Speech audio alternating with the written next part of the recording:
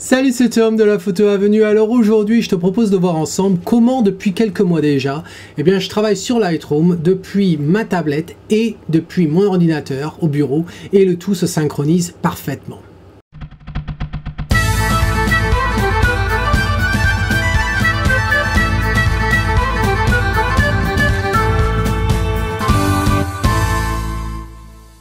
Alors avant de rentrer dans le vif du sujet, j'ai juste un petit message à partager avec toi. Figure-toi que la vidéo que tu t'apprêtes à voir, en fin de compte, c'est une version 2. Et oui, il y a à peu près 48 heures de ça, j'ai publié une autre vidéo sur le même thème, mais seulement quelques heures après la publication, j'ai reçu un commentaire, un gentil commentaire d'ailleurs, d'une personne qui s'appelle Yak 1066, si je me trompe pas, et qui en fait m'a corrigé, m'a indiqué que j'avais fait quelques erreurs dans la vidéo et puis surtout que la méthode que j'employais n'était pas la plus optimale. Donc du coup je te remercie Yak 1066, je te remercie vraiment, je suis pas ironique du tout, ça prouve aussi que l'information va dans les deux sens et bien du coup j'ai décidé de retirer ma vidéo, retirer tous les liens et l'article blog et de recréer une autre vidéo en partageant cette méthode optimale et en corrigeant les petites erreurs que j'avais pu faire dans la première version. Voilà. Donc, ça c'est dit, donc encore une fois, merci. La semaine dernière, j'ai publié une vidéo te présentant le matériel informatique dans lequel j'ai investi cette année 2019. Si tu n'as pas vu cette vidéo, je t'invite à le faire, le lien s'affiche ici et tu vas voir, il y a pas mal de matos. Dans cette vidéo, je t'ai annoncé que je vais remplacer mon ordinateur portable, mon MacBook Pro, par un iPad Pro, une tablette. Parce que c'était plus portable, plus léger, moins chaud, moins lourd et plus puissant que mon MacBook Pro aussi. Donc voilà. À ce jour, ça fait à peu près, c'est fait depuis septembre que je l'ai et on est au mois de novembre et je dois dire que j'arrive à faire toutes les tâches que je pouvais faire avec le MacBook Pro, je les fais avec l'iPad Pro sans aucun souci. Il faut mettre ça dans le contexte d'un photographe professionnel qui a des tâches routinières à faire pour faire tourner un business, mais aussi montrer des photos à des clients potentiels, montrer des photos à des clients existants, travailler sur les photos, filtrer, éditer un peu les photos, éditer les vidéos aussi quand je suis en déplacement, et du coup tout ça, je peux le faire depuis l'iPad Pro. Donc je n'ai aucun regret là-dessus. La question c'est, effectivement, tu peux travailler, retoucher les photos, etc., mais comment tu fais pour synchroniser avec ton appareil, ton ordinateur au bureau après coup? Et bien justement c'est ce qu'on va voir ça aujourd'hui. Alors c'est vrai que là j'ai un iPad, j'ai un Mac mini, mais je veux que tu comprennes que cette vidéo elle n'est pas basée sur l'écosystème de chez Apple. Si tu avais un Android, si tu avais un PC, ça ne poserait aucun souci parce que tout ce que je vais te montrer aujourd'hui ça fonctionne de la même façon avec quels que soient les outils que tu emploies. Voilà, je trouve que je suis chez Mac et puis c'est tout. Ensuite, je crois qu'il faut préciser les versions de Lightroom aussi, parce qu'il y a pas mal de confusion. Je reçois beaucoup de messages constamment, chaque mois, me disant « Tom, je comprends pas, quelle est la différence entre Lightroom CC et Lightroom classique, je comprends pas, etc. Pourquoi ils ont des nommages comme ça et tout. » Alors on va faire un récapitulatif. C'est pas de ta faute, c'est ni de la mienne, c'est de la faute d'Adobe, ils nous ont mis la merde, et on va essayer de rectifier un petit peu le tir, même si j'avais déjà fait des vidéos sur chacune des versions qui existent, en expliquant les spécificités de chacune. Voilà. Au départ, on avait Lightroom qui est sorti qui a un peu plus de 10 ans de ça. Lightroom très bien et tout. En 2015, Adobe a décidé d'investir sur le cloud et a sorti le Creative Cloud. Et donc du coup a mis à jour Lightroom pour permettre d'interagir avec le cloud. Ça nous a permis d'ailleurs de poster nos photos vers le cloud afin de les partager avec d'autres personnes, mais attention, ce n'étaient pas les fichiers, et ce ne sont pas les fichiers originaux qui sont envoyés vers le cloud, c'est une version plus petite qui fait 2560 pixels de large seulement, c'est très suffisant pour montrer ces photos sur le web, il y a une application web d'ailleurs qu'on peut accéder, et puis en même temps ils ont sorti l'application mobile qui tourne sur les téléphones et sur les tablettes, voilà. Donc ça c'est en 2015 et ils avaient renommé Lightroom en Lightroom CC, CC pour le Creative Cloud. Donc jusque-là, rien d'exceptionnel. Le problème vient en 2017, parce qu'en 2017, ils ont décidé en fait de créer une nouvelle version de Lightroom. Je ne te parle pas une mise à jour, non, une nouvelle version de Lightroom. Et cette version de Lightroom est plus orientée Creative Cloud. La grosse différence qu'il y a entre Lightroom, ce nouveau Lightroom et le Lightroom CC de l'époque, eh bien c'était que là tu pouvais télécharger tes fichiers originaux, tes fichiers RAW, ils vont sur le cloud et ensuite ils sont envoyés sur toutes les autres applications qui sont connectées au Creative Cloud. Donc ça te permet vraiment de travailler en déplacement. Voilà, c'est ça. Pour certaines personnes, ça a du sens. Pas pour tout le monde, mais ça peut avoir du sens. Voilà. Et en gros, c'est la même chose que Lightroom mobile. Voilà, ils ont créé une application qui tourne sur ton ordinateur, mais qui fonctionne exactement comme Lightroom mobile. Et donc du coup, le problème c'est qu'ils ont nommé cette nouvelle version de Lightroom en Lightroom CC. Ah ouais, mais il y avait déjà un Lightroom CC. Et donc celui-là, ils l'ont renommé en Lightroom classique. Donc, pour cette vidéo, quand tu m'entends parler de Lightroom mobile, c'est l'application qui tourne sur la tablette ou sur le téléphone. Oui, je vais parler de mobile, même qu'elle ne s'appelle pas forcément Lightroom mobile, mais on trouve des aberrations, comme quand tu démarres Lightroom, il y a marqué Photoshop Lightroom. Ça fait quand même pas mal d'années qu'on ne parle plus de Lightroom par rapport à Photoshop. Donc voilà, bon. Lightroom mobile, c'est l'application sur la tablette et sur le téléphone. Lightroom classique, c'est Lightroom de base. Et ensuite, on a Lightroom CC qui tourne sur l'ordinateur et qui est orienté web. Alors, je t'avoue que oui, je parle de la tablette, mais je vais être honnête. Mon outil de prédilection pour finaliser mes travaux, eh bien, ça va être l'ordinateur au bureau, bien entendu. Non seulement parce que la version de Lightroom classique a plus de fonctionnalités que la version de Lightroom CC ou Lightroom mobile. Je peux imprimer, je peux créer des diaporamas, je peux créer des livres, je peux créer des pages web. Et puis il y a d'autres fonctionnalités de développement aussi qui sont plus puissantes. Et puis aussi, eh bien, c'est mes deux écrans 27 pouces qui sont bien mieux que l'écran de l'iPad Pro que j'adore. Mais celui-ci ne fait que 13 pouces. Donc 13 pouces contre 27 pouces. Et oui, des fois, la taille, eh bien, ça pèse. Voilà, pour pas dire autre chose.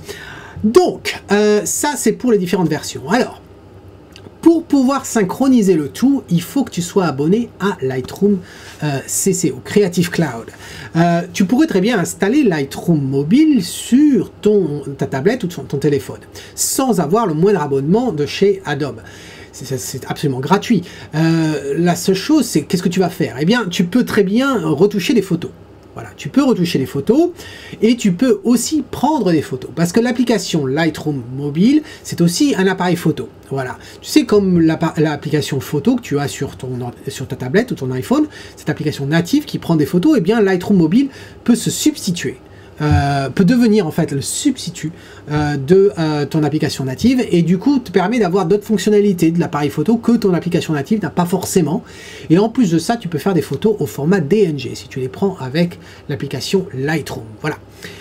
Donc, dans le cas qui nous intéresse, pour pouvoir synchroniser le tout, il faut bien sûr être authentifié sur le Creative Cloud. Et dans Lightroom classique, on va voir comment on fait. Alors, dans Lightroom classique, il va falloir que tu ailles dans les préférences. Dans les préférences, on a un onglet, et cet onglet, c'est Lightroom Synchronisation. Donc là, tu t'authentifies, et ensuite, on a des options assez intéressantes. La première, eh bien, ça va être empêcher la mise en veille de ton ordinateur si tu as des synchronisations à faire. Imagine, tu as des synchros à faire, tu vas te coucher, tu penses que le lendemain matin, quand tu reviens, la synchro va être terminée, manque de peau, un quart d'heure après que tu sois allé te coucher, l'ordinateur s'est mis en veille et bien sûr, les synchronisations, c'est pas fait. Donc, tu as perdu du temps. Donc, non, tu veux pas que ça arrive, donc tu coches cette case. Ensuite, il faut savoir une chose, c'est que quand tu vas importer les photos sur Lightroom mobile, eh bien ces photos-là, elles vont être envoyées sur le cloud, et du cloud, ensuite, elles vont arriver sur Lightroom classique, automatiquement, tu n'as rien à faire. Et par défaut, eh bien ces photos-là viennent se mettre dans un sous-répertoire qui sont abracadabrantesques, avec des noms de répertoires qui font presque 50 caractères. C'est absolument illisible, ça n'a pas de logique, etc. Enfin, ça a forcément une logique, mais inhumaine, on va dire, comme logique. Et donc là, on a cette option emplacement, là, qui nous permet de spécifier un emplacement pour cet arrivage en provenance du Creative Cloud. Personnellement, j'ai choisi en fait de créer un répertoire qui s'appelle LRCC, et ce répertoire se trouve sous mon répertoire de travail. Voilà, c'est peut-être, j'ai deux répertoires, un qui s'appelle TomPix, que tu vois d'ailleurs à gauche, là, TomPix, c'est toutes les photos finalisées, tout mon travail déjà fait, et ensuite TomPix Edit, qui est en fait le répertoire mère, dans lequel je vais avoir toute mon arborescence de répertoire, de sous-répertoire, dans lequel j'ai toutes mes photos, sur lesquelles il faut que je travaille. Et Dieu sait que j'en ai beaucoup, j'en ai à peu près plus de 15 600 qui restent à traiter, voilà. Donc ça, c'est les options qui sont intéressantes, et ensuite, on a donc un tableau des différentes activités de synchronisation en cours, voilà. Donc ça, c'est ce que tu dois faire du côté de Lightroom classique. Si on regarde de plus près aussi dans Lightroom classique, dans le module bibliothèque, par exemple, tu connais sûrement le panneau catalogue en haut à gauche. Ce panneau catalogue, en fin de compte, t'offre des collections qui sont déjà prédéfinies pour toi. Et la première, c'est toutes les photos. Donc toutes les photos que tu aurais dans le catalogue, eh bien elles sont là. Ensuite, tu as toutes les photos synchronisées. Et ça, en fin de compte, ce sont, comme le nom l'indique, toutes les photos que tu aurais importées depuis le Creative Cloud. Eh bien, il va y avoir une référence qui va être dans cette collection. Mais aussi toutes les photos qui sont sur ton Lightroom mobile et que tu as envoyées vers le Creative Cloud. Voilà, ces deux types de photos vont figurer dans cette collection à cet endroit-là. Ensuite, quand on descend, on a le panneau des dossiers et tu remarqueras qu'on a notre répertoire, la Tom Pixelite, sous lequel on a bien LRCC. Et ensuite, on a mon arborescence que j'ai choisi par année et ensuite par mois. Tu pourrais aussi rajouter le jour en dessous d'un sous-répertoire. Personnellement, ça ne m'intéresse pas, je ne fais pas des photos tous les jours et quand bien même je le ferai, ça ne m'intéresse pas d'avoir chaque jour des photos différentes. Mais ça peut avoir son utilité pour certaines personnes. Petite chose à noter quand même par rapport à ces répertoires correspondants que tu vois dessous. Correspondant au mois. Si tu prends une photo, si tu importes une photo et que tu prends cette photo, tu as capturé cette photo au mois de décembre, mais tu n'importes cette photo dans l'écosystème Creative Cloud qu'au mois de janvier. Eh bien, cette photo, quand elle va arriver sur ton ordinateur, elle va être stockée dans le répertoire qui correspond au mois de décembre, parce que ça prend la date de création du fichier, voilà, et non pas janvier. C'est pas utile à savoir. Je t'avouerai que ce répertoire-là, j'y vais très rarement, mais c'est utile de le savoir où il est et de pouvoir garder un œil. Parce que des fois, eh bien, tu t'aperçois qu'il y a des choses qui ne sont pas forcément mises à jour, ou bien tu as des collections qui sont disparues, mais tu as quand même la photo et ça prend de l'espace au fur et à mesure, et donc garde un œil là-dessus. Et puis ensuite, en fait, tout le travail de la synchronisation va se trouver dans la partie collection de Lightroom classique. Et là, tu vas trouver qu'il y a un ensemble de collections. Un ensemble de collections, en fait, c'est ce répertoire que tu as là, et qui s'appelle From Lightroom Mobile. Et en fait, ce que tu vas trouver à l'intérieur, ce sont en fait les collections, non pas les collections, c'est les albums que tu vas avoir créés, soit dans Lightroom CC, soit dans Lightroom Mobile. Et ils vont apparaître là. Attention, ils vont apparaître là uniquement une fois que tu vas avoir déposé une image à l'intérieur. Et puis tu peux te dire, mais attention Tom, regarde, tu en as un qui s'appelle iPad et il y a 0 dedans. Oui, il y a 0 dedans, mais en fait, si tu veux, ce répertoire iPad là, c'est un répertoire que j'avais créé au départ dans Lightroom classique, et donc du coup il est apparu ensuite sur le Creative Cloud, donc c'est pour ça qu'il apparaît à cet endroit là. Et puis ensuite on trouve les autres. Maintenant on va regarder ce qui se passe côté application de Lightroom mobile sur l'iPad. Alors d'abord, première question, c'est comment importer les photos dans l'application. Ben moi j'utilise deux méthodes. La première méthode que j'ai employée en fin de compte, c'était d'importer mes photos depuis la carte SD. Et pour ça, puisqu'il n'y a pas de port SD sur l'iPad Pro, j'ai utilisé en fait ce petit accessoire là qui s'appelle l'iPadrive et qui se branche sur le port USB-C, et ça me donne différentes fonctionnalités. Par exemple, une prise de jack, ça paraît bête, mais en fait sur les tablettes et les téléphones chez Apple, maintenant il n'y a plus de prise de jack et tout se fait par Bluetooth. Donc si tu as des écouteurs comme moi qui ne sont pas forcément Bluetooth, eh ben, tu peux brancher une prise de jack. Après, tu as le fameux port USB, c'est un USB-A et c'est de type 3, voilà. Et ensuite, on a deux ports pour lire les cartes, carte SD et mini SD. Ensuite, un port USB-C et enfin un port HDMI. Très utile le port HDMI, d'ailleurs je l'ai utilisé lors de notre stage en Camargue. Tous les jours, en fait, après les séances photo, eh bien, je branchais mon iPad sur la télé de l'hôtel et on pouvait importer les photos des stagiaires et en discuter. D'ailleurs, petite parenthèse, pour si toi qui me regardes aujourd'hui, eh bien tu as fait partie de ce stage, tu peux te dire mais ouais, mais quand tu utilisais l'iPad, etc., c'était pas pratique, hein, vraiment d'importer les photos, etc. Eh bien, en fin de compte, il faut que tu te rappelles que l'iPad, à l'époque, ça faisait 1 semaine et demie que je l'avais, et j'avais installé l'iPadOS, c'est-à-dire le système opérationnel, et c'était la version bêta qui avait plein de bugs, et surtout un bug important avec Lightroom. Et ce bug-là, il a duré jusqu'à il y a 1 semaine et demie, et ce bug m'empêchait d'importer plus de 10 photos dans Lightroom directement.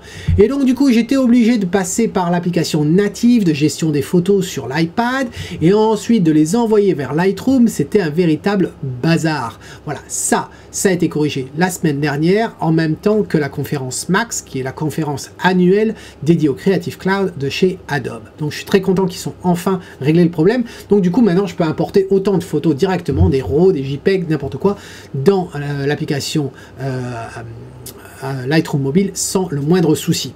D'ailleurs, le matériel que je te montre aujourd'hui, tu as les références dans l'article blog qui accompagne cette vidéo. Le lien est dans la description et bien sûr s'affiche ici. Voilà, si tu veux savoir comment obtenir ce petit joujou qui est génial. Et puis l'autre méthode que j'emploie depuis 1 mois et demi maintenant et que j'adore, vraiment c'est mon dernier joujou, c'est le Narbox version 2. Vraiment super, très solide. Waterproof, du moins water resistant, et en fait c'est quoi? C'est un disque dur un disque dur SSD de 512 Go, mais qui s'ouvre, et là, eh bien, je peux rentrer ma carte SD directement, et ça va me cloner ce que j'ai sur ma carte SD, ou mes nouvelles photos, ça dépend comment je configure la machine, dans des répertoires à l'intérieur que j'aurai programmé.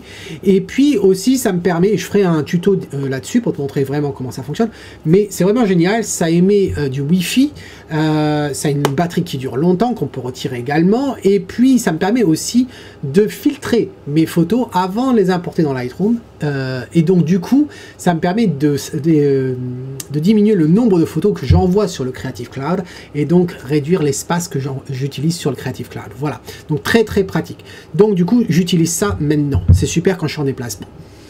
Ensuite, ça c'était pour comment importer les photos.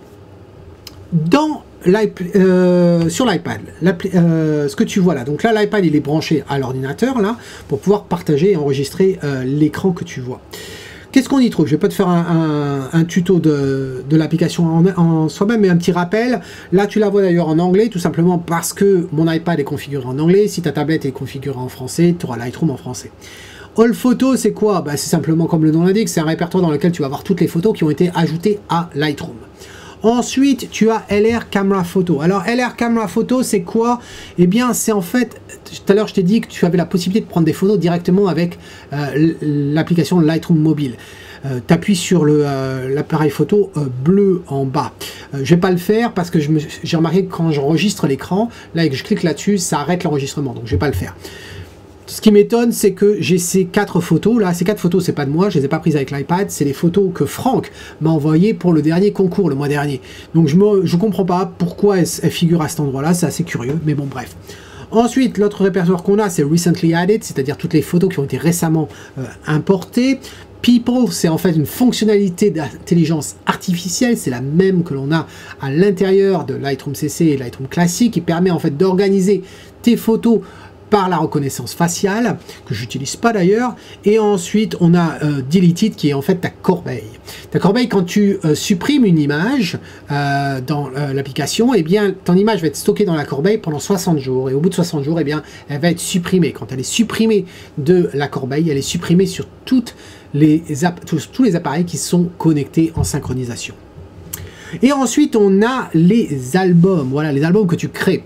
Et ces albums, eh bien, ils peuvent être organisés dans des répertoires. Tu remarqueras que j'ai un répertoire Weddings, là, et puis à l'intérieur, j'ai tout plein d'albums. Et tous ces albums, la petite note bleue que tu vois, eh bien, ça veut dire que c'est synchronisé avec le cloud. Ces albums-là, comme ça, en fait, je les avais créés depuis Lightroom classique. Et ensuite, je les avais mis sur le cloud. Comment j'ai fait ça? Petit rappel. Allez, on va afficher l'autre écran. On va avoir les deux écrans côte à côte, comme ça. Et en fait, je t'ai dit qu'un album dans application, dans Lightroom mobile, ça correspond à une collection dans Lightroom classique. Et en fait, tu remarqueras que j'ai créé ici un ensemble de collections. C'est ce fameux répertoire ici que tu vois. Ça s'appelle un ensemble de collections. Comment on fait? On clique sur le plus ici et puis tu fais créer un ensemble de collections. Voilà. Donc j'ai créé un ensemble de collections. À savoir une chose, c'est que quand tu crées un ensemble de collections ici, eh bien ça ne fait rien sur le cloud. Voilà, il n'y a pas de communication à ce sujet-là. Par contre, ensuite, ce que j'ai fait, c'est que j'ai créé des collections. Et quand tu crées une collection, alors par exemple, je peux faire un clic droit, créer une collection. Attention, pas une collection dynamique, hein, une collection. Eh bien, il faut cocher cette case synchronisée avec Lightroom. Et quand tu fais ça, eh bien, ça envoie cette collection, ça va créer un album sur le cloud et ça va mettre ces photos-là. Attention, ces photos, comme je t'ai dit tout à l'heure au début de la vidéo, c'est pas l'original, c'est une petite version de 2560 pixels de large. Voilà. Là, j'ai décidé d'organiser mon travail dans un ensemble de collections, mais tu n'es pas obligé. Hein. Tu peux très bien avoir des collections qui ne sont pas dans des ensembles et les synchroniser avec Lightroom. Je vais boire une gorgée. Voilà. Donc, c'est comme ça que je m'y suis pris et que j'avais envoyé le tout. Donc, on regarde maintenant du côté de l'application. Donc, je te disais qu'on peut créer des répertoires. Alors, là, je vais créer un répertoire justement pour te montrer une chose. Je vais créer un nouveau répertoire, folder en anglais, et là, je vais l'appeler tuto. Voilà. Donc, ce répertoire qui est là, maintenant, il est vide.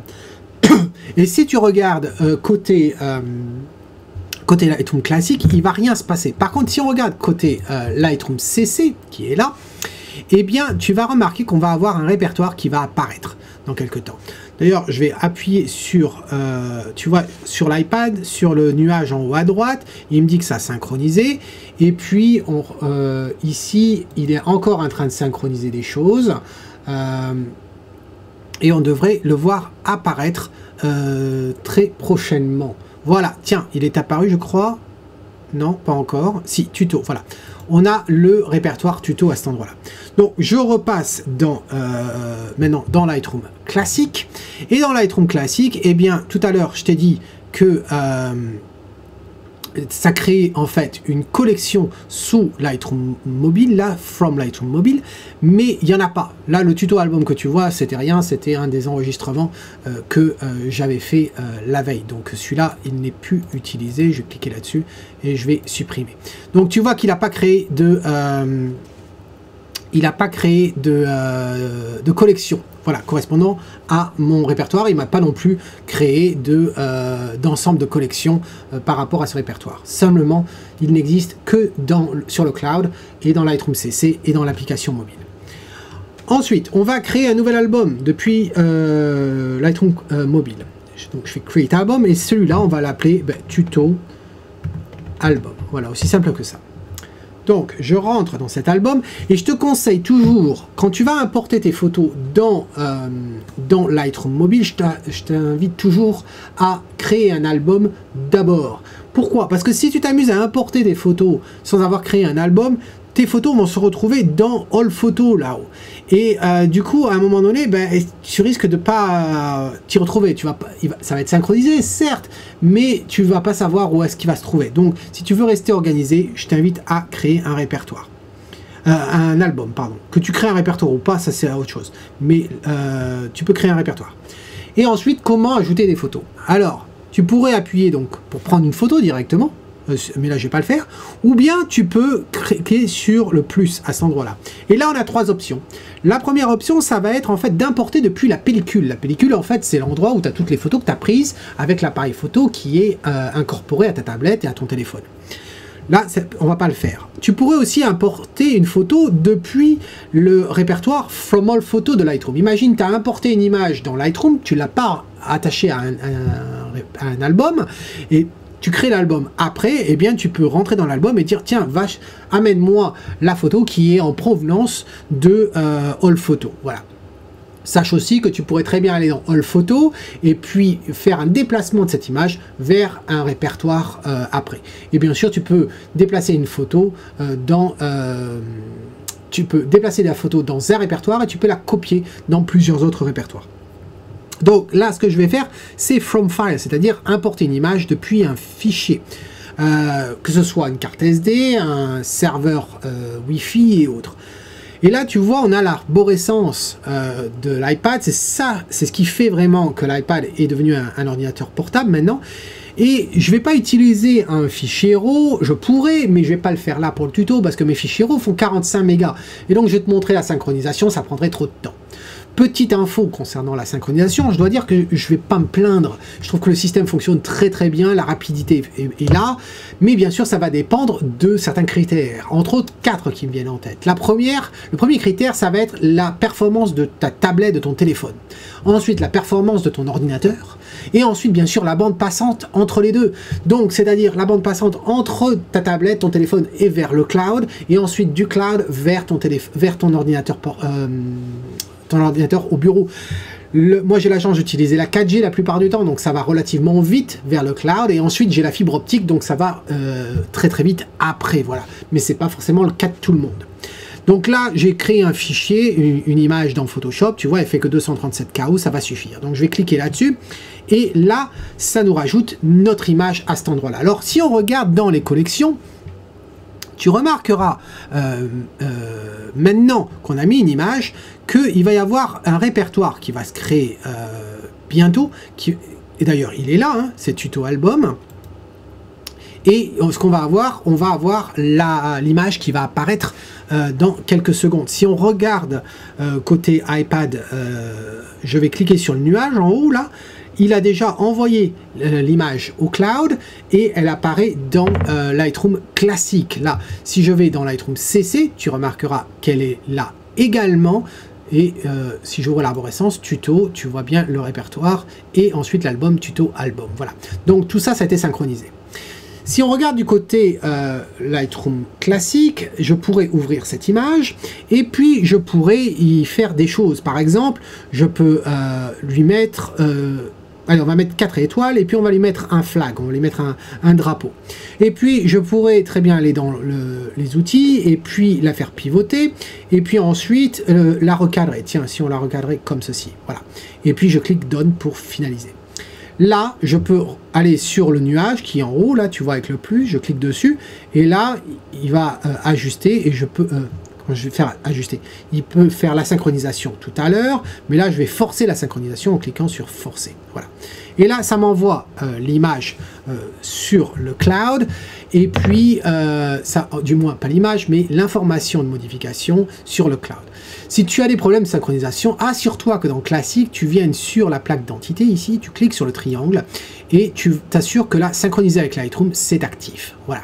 Là, ça va être mis à jour dans quelques secondes. Si on regarde Lightroom CC, tiens, ça a déjà été fait. Et puis, est-ce qu'on voit les étoiles? Eh bien oui, tu vois, il y a 4 étoiles ici et on voit bien le drapeau en bas. Je reviens dans Lightroom classique. Ça y est, il a été mis à jour. On a nos 4 étoiles. On a effectivement le recadrage, puisque tu vois, on a le petit icône qui nous indique, qui nous a fait un recadrage à cet endroit-là.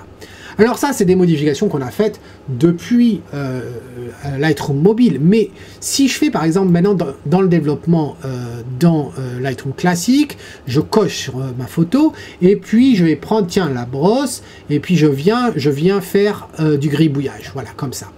Donc je sors maintenant de ça, je revais dans la bibliothèque. Eh bien, si on regarde côté Lightroom CC, ça va être mis à jour très prochainement. Tu vois que ça tourne là-haut, en haut à droite. Ça y est, c'est mis à jour. Et puis, si on regarde côté iPad, eh bien, ça va aussi être mis à jour dans quelques secondes. Ça devrait apparaître.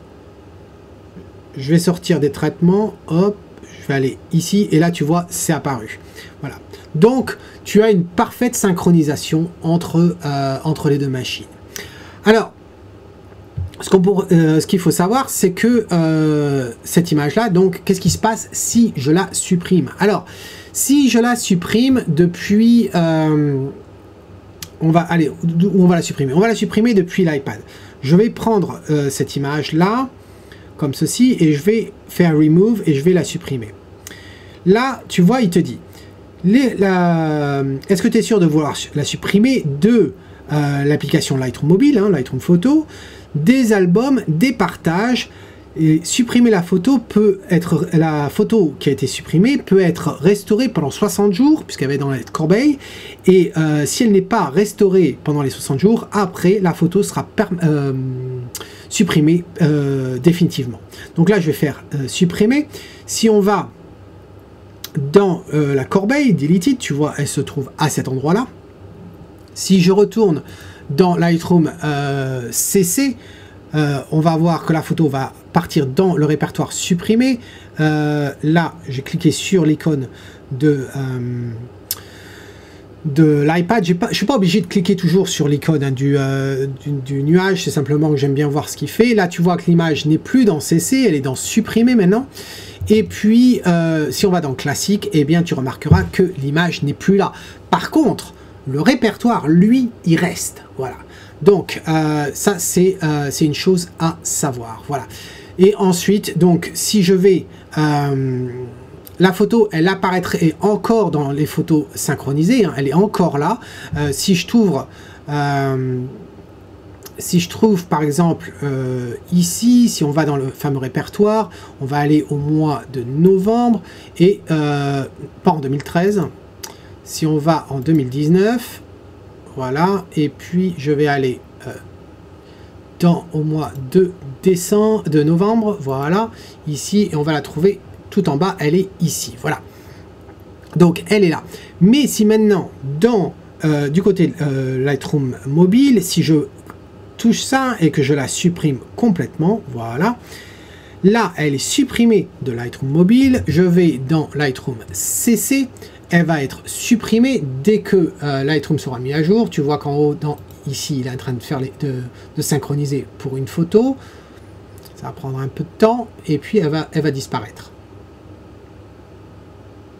Alors, petite info, hein, si tu as Lightroom CC également installé sur ton ordinateur, en même temps que Lightroom classique, je t'invite quand même à aller dans les préférences de Lightroom CC et d'aller spécifier le répertoire que tu souhaites utiliser. Et là, je t'invite à utiliser le même répertoire que on a mis dans Lightroom classique. Ça t'évitera d'avoir des doublons et d'occuper de l'espace sur ton disque dur inutilement. Voilà.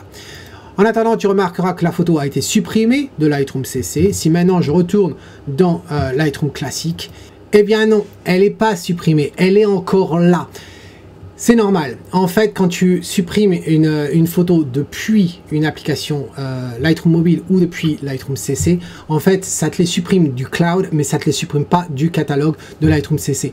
C'est pour ça, ça te permet en fait d'avoir des photos que tu as importées au format RAW, par exemple, depuis tes applications mobiles. Elles arrivent jusqu'à ton classique, mais au moins après tu veux plus les avoir sur le mobile, tu veux les avoir stockées sur classique.